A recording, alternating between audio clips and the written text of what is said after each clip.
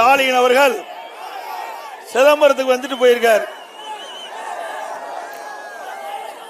நான் ஏற்கனவே என்னுடைய சுற்றுப்பயண நிகழ்ச்சியில விளம்பரப்படுத்தி இருந்தேன். ஆனா வேண்டுமென்று முதலமைச்சர் என்ற அதிகாரத்திலே நான் சுற்றுப்பயணம் அறிவித்த பிறகு அவர் சிதம்பரத்துக்கு வந்து ஒரு நிகழ்ச்சியில கலந்துட்டு போயிருக்கார். ஆட்சி அதிகாரம் இருக்கின்ற காரணத்தினால அவர்கள் நாங்கள் அறிவித்த சுற்றுப்பயணத்திற்கு இடையூறாக அவர் வந்து விட்டு சென்றிருக்கிறார். அதை பத்தி எல்லாம் எங்களுக்கு கவலையே இல்லை. இன்றைய தினம் சிதம்பரம் நகர் குலுங்குகின்ற அளவிற்கு மக்கள் வெள்ளத்தை பார்க்கிறோம். அங்கே நான் ஆரம்பத்தில் இந்த பிரச்சார வேனில ஏர்ல இருந்து இந்த நிகழ்ச்சியில கலந்து கொள்கின்ற வரை மக்கள் வெள்ளம் இரண்டு புறமும் ஆரவாரத்தோடு மகிழ்ச்சியோடு வரவேற்ற காட்சி எல்லையெல்லாம் மகிழ்ச்சியை தருது. கிராமத்தில் சொல்லுவாங்க, விளையும் பெயர் முளையிலே தெரிஞ்சு சொல்லுவாங்க.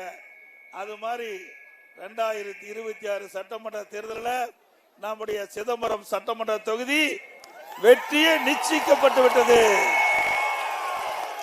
அந்த அளவுக்கு எழுச்சி மிகு மக்கள் வெள்ளம். இதுவே வெற்றிக்கு சாட்சி.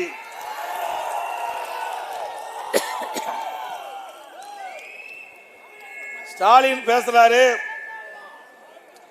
அனைத்து இந்திய அண்ணா திராவிட முன்னேற்ற கழகம் இன்றைய தினம் பாரதிய ஜனதா கட்சியோட போய் இணைஞ்சிட்டது. பாரதிய ஜனதா கட்சி அண்ணா திமுகவை விழுங்கிடும்.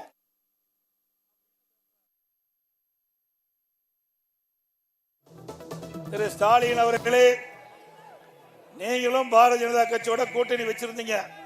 உங்களை என்ன விழுங்கிட்டாங்களா? ஆனா உங்களோட நாங்க பலமா தான் இருக்கிறோம். நீங்க பாத்தீங்கன்னா பாரதிய ஜனதா கட்சியோட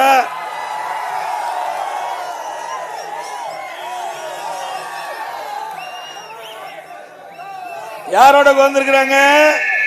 திரு அடல் பிஹாரி வாஜ்பாய் அவர்கள் பிரைம் மினிஸ்டர் இருந்தபோது திரு கருணாநிதி அவர்களும் முரசொலி மாறன் அவர்களும் இந்த படத்துல பாருங்க. இவர்கள் கூட்டணி வச்சா நல்ல கட்சி பிஜேபி கட்சி, நாம கூட்டணி வச்சா மதவாத கட்சி. ஆட்சி அதிகாரம் வேணும்னா யாரு கால் வேணாலும் திமுக விழும். விழுமுல்ல? இதெல்லாம் படம். உங்க அப்பாவும் முரசொலி மாறனும் யாரோட பேசிட்டு இருந்தாங்க? அன்றைய பாரத பிரதமரோட பேசிட்டு இருக்கிறாங்க. கூட்டணி வச்சிருந்தாங்க. மத்தியில ஆட்சி அதிகாரத்தில் திமுக இருந்தது. இதையெல்லாம் மறந்துட்டு பேசாதீங்க ஸ்டாலின் அவர்களே. வரலாறு தெரியாத பேசாத.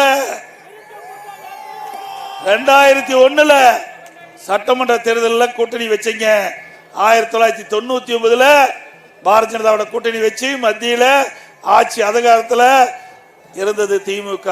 2001 பாரதிய ஜனதா கட்சியோட திமுக கூட்டணி வச்சிருந்தது.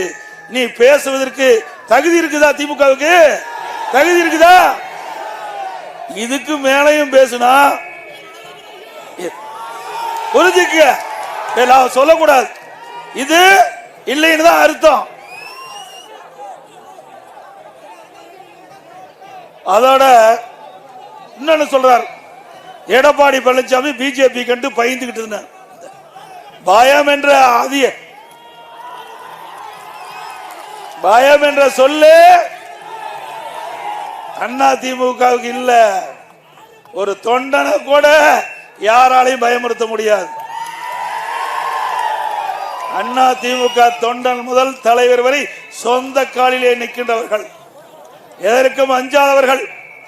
எவ்வளவு பிரச்சனையை நீங்க சீண்டி பார்த்தீங்க. நாங்க பயப்பட்டோமா? இதே பொன்மனச்சம்பல் புரட்சி தலைவர் எம்ஜிஆர் அவர்கள் திராவிட முன்னேற்ற கழகத்தை எதிர்த்து சட்டமன்றத்திலே பேசுகின்ற பொழுது அப்பொழுது திமுக கட்சி சேர்ந்தவர்கள் அவர் மீது புத்தகத்தை எரிந்து விசிறினார்கள். அவருடைய மைக்க துண்டிச்சாங்க. அப்படி இருக்கும்போது பொன்மனச்செம்மல் புரட்சி தலைவர் எம்ஜிஆர் சட்டமன்றத்தில் பேசினார். மீண்டும் இதே ராமச்சந்திரன் சட்டமன்றத்தில் நுழைகின்ற பொழுது தமிழ் மக்களுடைய பேராதரவை பெற்று முதலமைச்சராக நுழைவேன் என்று சபதம் போட்டார்.